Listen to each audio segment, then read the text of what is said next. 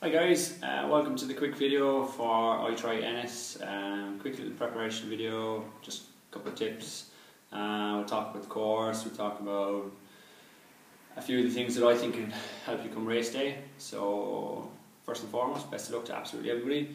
It's great to have a local race. That's the national series on our doorstep, and something that we have obviously been up there for the training day, and obviously Ennis ran a couple of training days, and half the guys would swim with us in Shannon Masters, and it's fantastic to be able to go and support the race in such big numbers, which is brilliant, So let's hope it goes well for everybody. It's great to see Alan Ryan coming back to race, obviously after his great performance in the European Championships, and should have Davey for myself and a few others, and obviously all the girls and stuff like that. So Becky the Bullet and a few of the others out to kind of rock on, and we've got a hell of a lot of first timers taking part, and really excited about that as well. So that should be good. So a couple of changes to note from last year anyway to the course is transition area is going to be in a different place. It's going to be on the road versus last year it was kind of in a little park area. So the run up out of the transition is slightly longer, not a hell of a lot. So just be kind of mentally prepared for some of the changes that are going to be there, and don't be expecting it to be the same as last year. And I think they've lengthened the run course. They didn't like me running away with it last year. The shorter run favoured me. But so when you're going out the road after T2, you take a left to go up a little steep hill, maybe 200 metres back down, and then you cross over the road to go up the other hill. The good thing about that is once you're over it, you're home free, you're scot free. It's a gentle downhill to the roundabout, through the roundabout, and home the whole way to more or less in the last bit of the bike course. So you'll all know what mentally you'll know where you are and ready to set yourself. The swim, bring a set of flip flops to walk down for the swim start.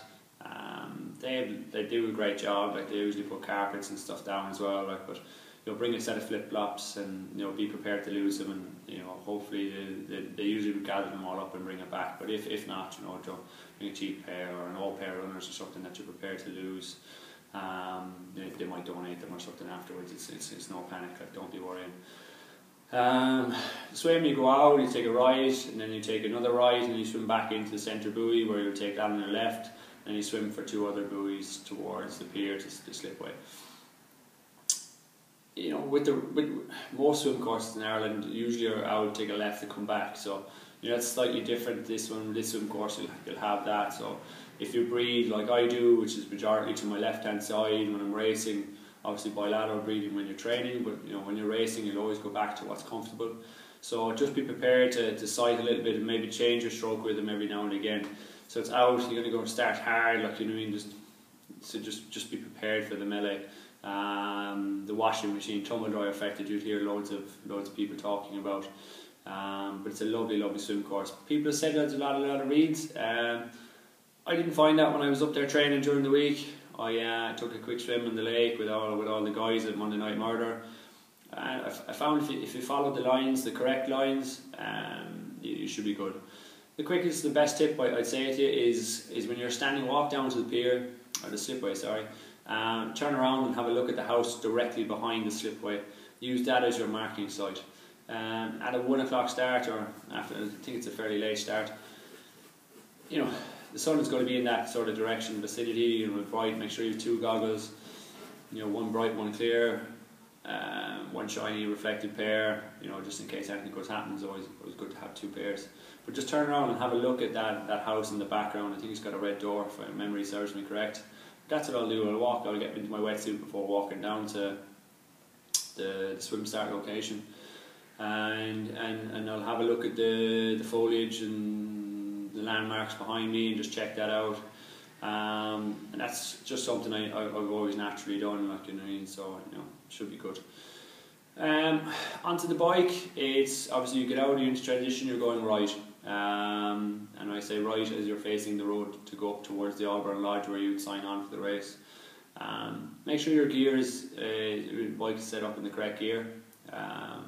It's a slight little drag up to that sharp left hand turn. So, and then once you're onto that road, it's lovely. You go through a couple of roundabouts and a flyover bridge. Once you're over that, you've got a gentle crosswind, and it's literally big gear stuff, put the head down and go for it, no kind of nothing severe, nothing to kind of to sit at home frantically worrying about. Like it's a nice bike course. It's a beautiful TT course. So we'll probably favour the bigger riders.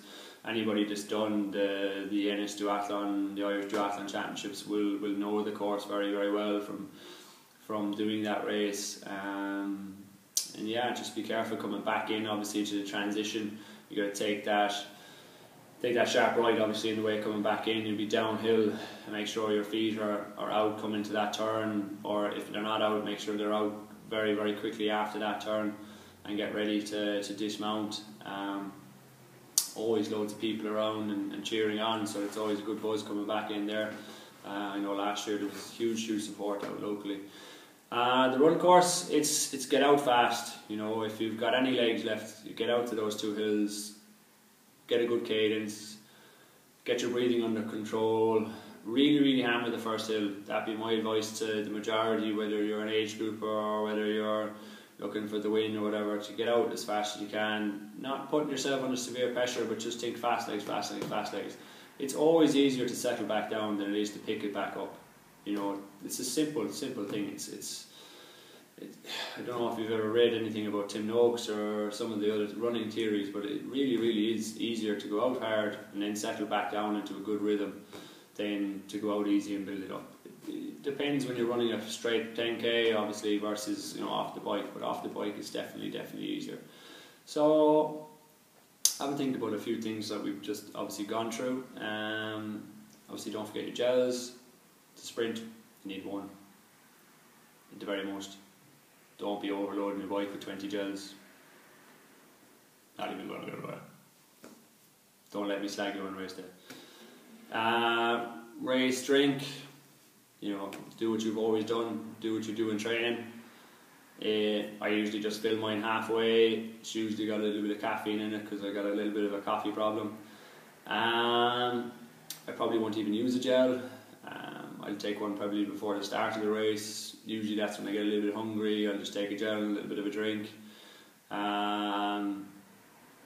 Make sure your runners, your talcum powder, don't forget anything. Especially don't forget your TI card if you're registering on the morning, and keep it simple. Remember, always support your teammates.